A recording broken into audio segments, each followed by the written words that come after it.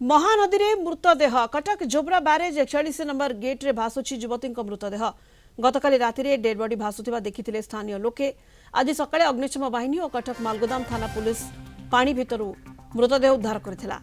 से मंगलसूत्र पिंधिछंती। महिला जनक किए एपर्यंत तांको परिचय मिली पारिनी। तांको के हत्या करी फिंगी देछि ना से आत्महत्या करिछंती कारण जणा पड़िना। मृतदेह व्यवच्छेद पई पठाइबा सहित अधिक तदंत जारी रखिछि मालगोदाम थाना पुलिस।